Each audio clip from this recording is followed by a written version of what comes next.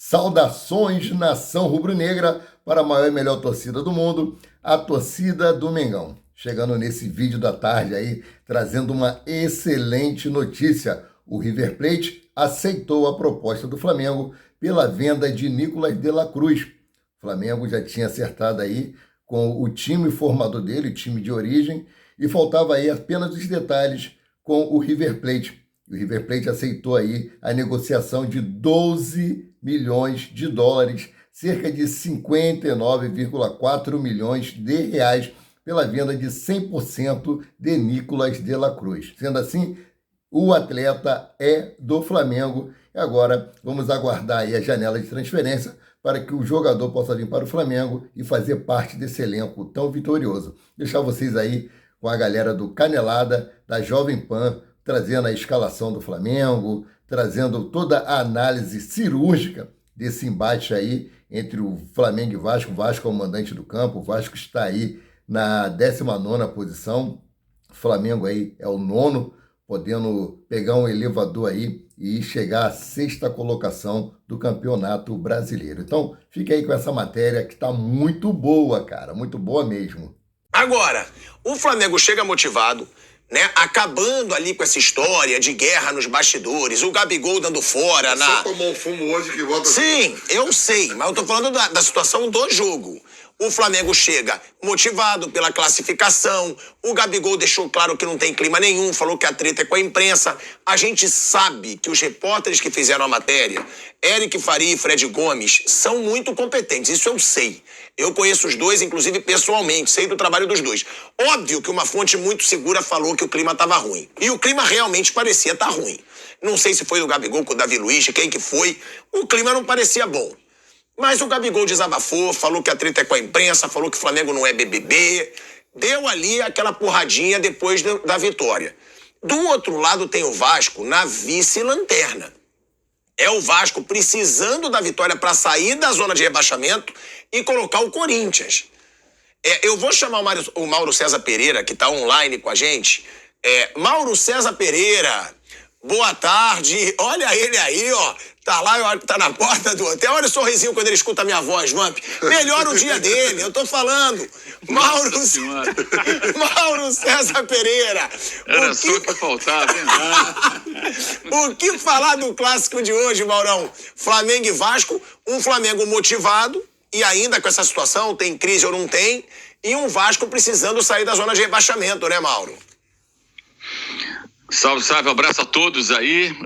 Bem, semana passada eu tive a sorte de, durante a semana, não nos encontrarmos, uma folguinha, né? E agora, à distância, você me perseguindo. Mas tudo bem, vamos em frente. Esse jogo, o Gabigol não deve jogar, né? Ele já estava meio sentindo alguma coisa ali e tal, quando fez o gol contra o Fluminense. Léo Pereira está fora, vai jogar o Davi Luiz, e talvez até uma ou outra mudança ele faça, o técnico Sampaoli, em função aí dessa sequência de jogos. E o jogo mais importante da semana do Flamengo, não que o de hoje não seja importante, mas o mais importante ainda é quinta-feira, que ele tem que vencer o Racing no Maracanã para se aproximar da classificação na Libertadores, né? O Flamengo ainda corre um risco aí de uma eliminação. Não é um risco tão grande pelo cenário, pelos adversários, não digo adversários indiretos, né? Tem o Racing, depois tem o Alcas no Maracanã, os dois jogos do Rio de Janeiro, né? Mas em função da qualidade ou falta dos outros dois times do grupo Alcas e o Nublense, que são os dois que tentam tomar a vaga do Flamengo. O Racing já está aí classificado, está tranquilo. Eu acho que esse jogo de hoje, Thiago, tem muito mais pressão em cima do Vasco, claro, né? O Vasco está há 9 dias sem jogar, 9 dias se preparando para esse confronto, está na zona de rebaixamento, só venceu o jogo do Atlético Mineiro. Nos últimos 11 jogos, o Vasco venceu é um desempenho muito ruim, muito ruim. Resultados também ruins, teve lá seus momentos, como na reação contra o São Paulo, foi buscar um 2-2 no Morumbi com 57 mil pessoas, mas logo depois que empatou o jogo, tomou o terceiro gol, depois o quarto. Então o Vasco está numa situação muito angustiante, eu diria, e precisando muito do resultado. O Flamengo precisa também, claro, empatou com o Cruzeiro no seu último jogo pelo Brasileiro, mas depois venceu o Fluminense, isso acho que deu uma tranquilizada. O Sampaoli tem hoje uma certa vantagem em relação a outros treinadores, né, que passaram recentemente, foram muito pressionados, que a torcida agora se volta mais com relação aos jogadores, cobrando os jogadores, e a diretoria parece ter aprendido que não adianta ficar trocando treinador toda hora, e certamente ele deve ter aí oportunidades para conseguir colocar em prática aquilo que ele imagina para o seu time, né? Foi bem na semana passada, uma estratégia muito específica para o jogo com o Fluminense, e hoje contra o Vasco, a gente não sabe qual vai ser a postura do Vasco, né? Se vai ser um Vasco buscando ataque, um Vasco mais retraído, como por exemplo ficou no empate com o Fluminense. O Vasco praticamente só se defendeu, jogou no contra-ataque. O Barbieri é um técnico que gosta de colocar seus times jogando com posse de bola e tudo mais, só que nem sempre é possível. Contra o Fluminense ele não conseguiu. E hoje acho que vai depender muito aí da estratégia do próprio Sampaoli para esse jogo. E imagino que seja diferente daquilo que ele colocou em campo contra o Fluminense pelas características do adversário naquela ocasião, e era outra competição, né?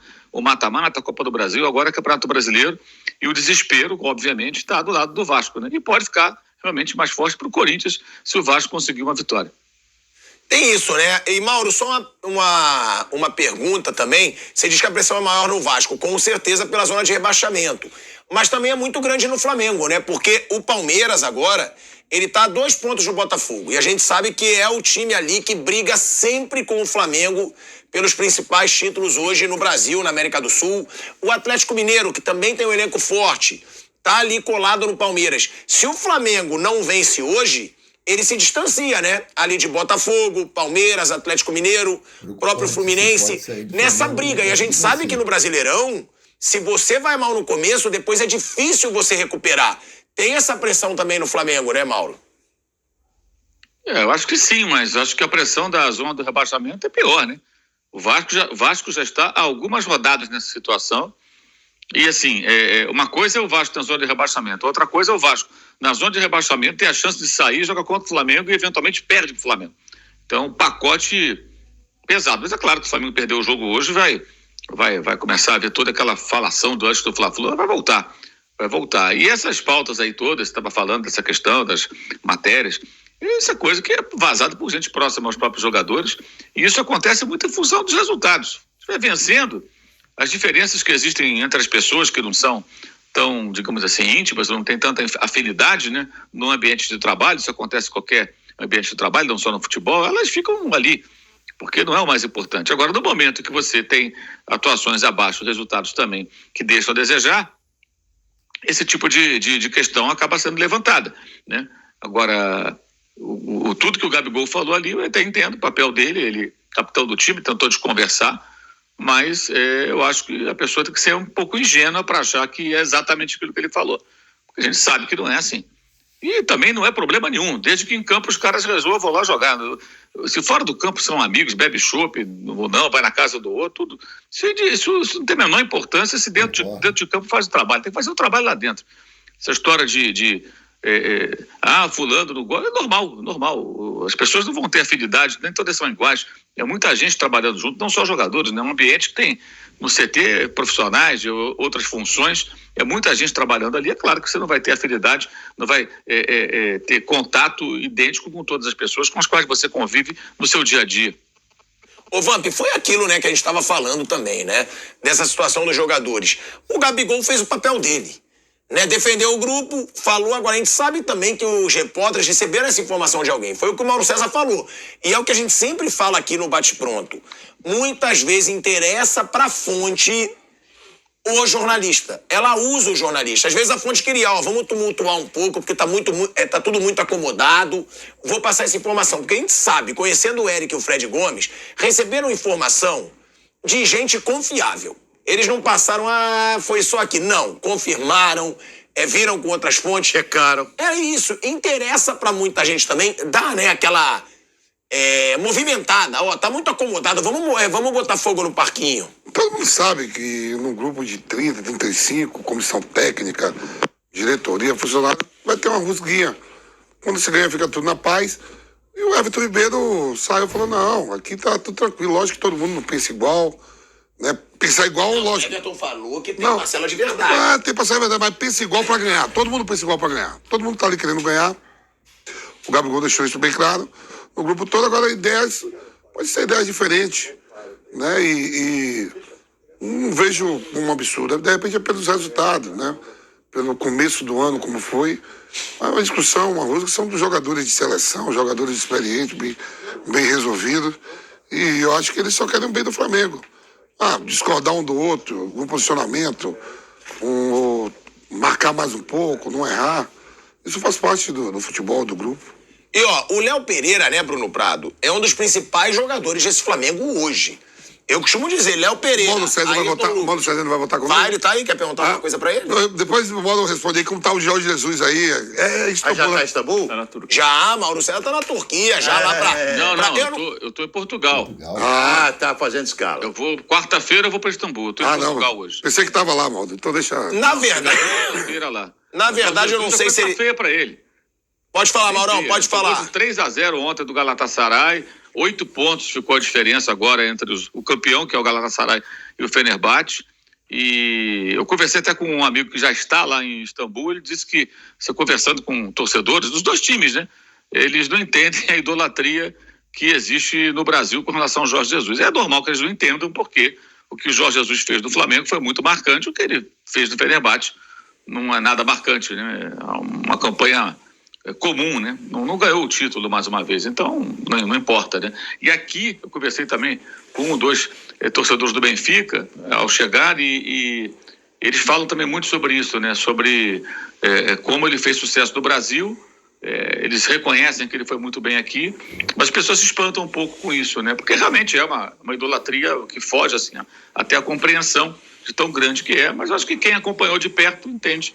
O que aconteceu foi muito especial. Então, no imaginário do torcedor, aquilo vai ficar se repetindo sempre, né?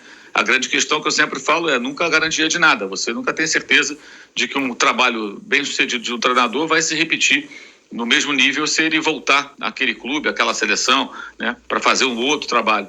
Nunca há certeza de nada. Pode dar certo, pode não dar. Mas ele não foi feliz, digamos assim. E ontem poderia pelo menos carimbar lá a faixa do Galatasaray, botar uma aguinha de chope, mas não adiantou não. Ficou com um homem a menos com 16 minutos do segundo tempo, estava 1-0 e tomou mais 2. Terminou 3-0, o Fenerbahçe não chutou nenhuma bola na direção do gol. Não foi nada legal. Ô Mauro, pros turcos que estão falando que não entendem a idolatria, manda estudar. Manda ver lá o que ele fez em 2019, que aí eles vão entender muito bem a idolatria do Jorge Jesus no Flamengo. É óbvio que eles não vão entender lá no Fenerbahçe a campanha ruim, mas se for ver o que o Flamengo jogou em 2019... fez pra nós, é inesquecível. Se for ver o que o Flamengo fez em 2019, né, Maurão? A gente viu o que ele fez em 2019 no Flamengo. E isso explica a idolatria, né? Na minha opinião, explica. É a mesma coisa. O Tite no Corinthians foi idolatrado, não por acaso, ele fez trabalhos, no plural, né? Excelentes. E na seleção brasileira, em 2 Copas, o Tite só mereceu críticas praticamente, né? O Tite é ruim? Não é ruim, ele é bom. Mas na seleção não foi bem, no Corinthians foi excepcional. Amanhã ele pode voltar ao Corinthians a trabalhar em outro clube, talvez no ano que vem, e imagino, né? E fazer sucesso novamente. É assim, essa é a vida. Agora, Bruno Prado, a gente estava falando aqui do Léo Pereira, né? O Léo Pereira, pra mim, é um baita desfalque, porque pra mim é o principal zagueiro do Flamengo na temporada. Porque joga bem, tá jogando no sacrifício já aí. Há 3 jogos, pelo menos, que ele tá sentindo um incômodo na posterior da coxa esquerda. Jogou no sacrifício que ele fez o gol da vitória contra o Corinthians, né? Que ele já tava no sacrifício, ficou de centroavante e achou aquele gol. E agora desfalca o Flamengo. O Mauro traz a notícia de que provavelmente o Gabigol também vai ser um desfalque. Ou seja, tudo bem, a fase do Gabigol não é das melhores, mas são 2 dos principais jogadores do Flamengo hoje desfalcando o time, né, no clássico contra o Vasco. Sim, o Gabigol não tá tão bem, mas é melhor ter o Gabigol do que não ter. Ele é um cara importante pro Flamengo. No último jogo, o Sampaoli contra o Fluminense usou 3 zagueiros, ele pode mudar, ele varia muito. Acho que aquilo foi uma escalação muito para aquele jogo. O Flamengo até jogou diferente do que normalmente joga, ficou menos tempo com a bola, mudou a sua maneira de jogar naquele jogo especificamente. Hoje acho que vai ser uma outra postura, uma outra maneira de jogar do time do Flamengo. E naquele jogo deu certo a mudança que o Sampaoli fez. Então hoje acho que vai ser diferente. Vamos ver quem ele vai escalar. Tem o Pedro, que ficou no banco contra o Fluminense, ele pode jogar. Tem a opção do Everton Ribeiro, né? Se tirar um dos zagueiros, o Léo Pereira não vai jogar, tem o Everton Ribeiro para entrar. Então, vai ter um time forte em campo. O Flamengo é favorito contra o Vasco. O Vasco tá muito mal, só ganhou na primeira rodada. Acho que o Flamengo é favorito, mas o mais importante é ver o quanto o Flamengo evolui ao longo dos jogos, né? Para ver se realmente é um time que vai brigar pelo todos os títulos, que é o que se espera do Flamengo. Mas hoje, contra o Vasco, eu acho que o Flamengo é favorito. O Vasco, numa situação muito difícil, o Vasco não consegue evoluir no campeonato, mesmo só estando jogando no Campeonato Brasileiro. Ó, já a gente vai falar também da crise no Corinthians, hein? Uma crise ali nos bastidores. Alessandro atacando o Júnior Moraes processando o Corinthians. O Vamp vai trazer a opinião dele sobre isso.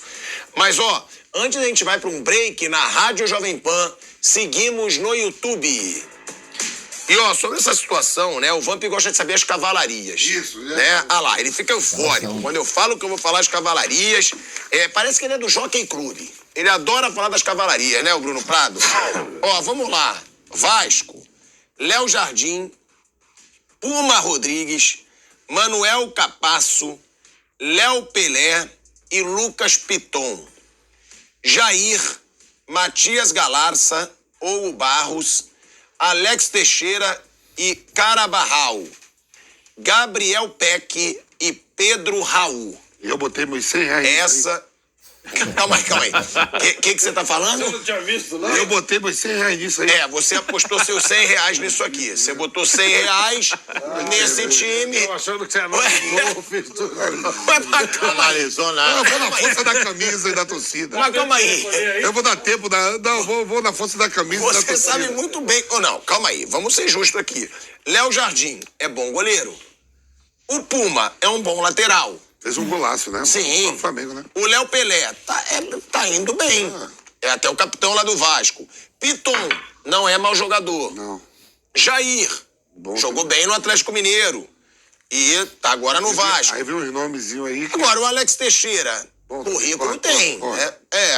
Aí tem o Galarça, o Carabarral, o Peck não é mau jogador, na minha opinião, e tem o Pedro Raul, que desde que veio eu falei, não é essa coisa toda que estão achando. Falava pra todo vascaíno, falava pra mim, cala a boca. Eu não acho nada demais até agora. Bom, vou te dar a escalação do Flamengo, tá preparado? Vamos lá. Mauro César, só pra você saber, ele perdeu 100 no Fla-Flu e agora ele tá botando 100 no Flamengo e Vasco. Ele hoje vai pra forra. Ou seja, eu posso ganhar 200 ou ficar zerado com o Vampeta, Mauro César Pereira. O que você acha que vai acontecer? Dá a cavalaria do Eu acho que o Flamengo. Vampeta demonstra muita generosidade. Bora o tabuzinho comigo. A cavalaria do Flamengo. Vamos lá, O X9 já deu? Cavalaria do Flamengo, é provável. Não, que o Sampaoli falou, é impossível esconder. Hoje no mundo, na coletiva, né?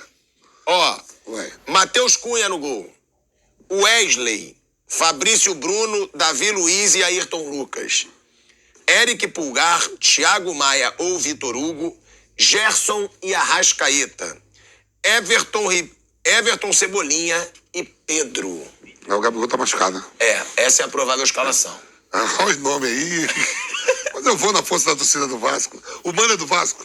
O mando é do Vasco. Tem mais torcida. Mas lá é dividido. É dividido, né? É dividido. Tem ali uma preferência, né, Mauro, na compra. A gente vai voltar antes pra Rádio Jovem Pan.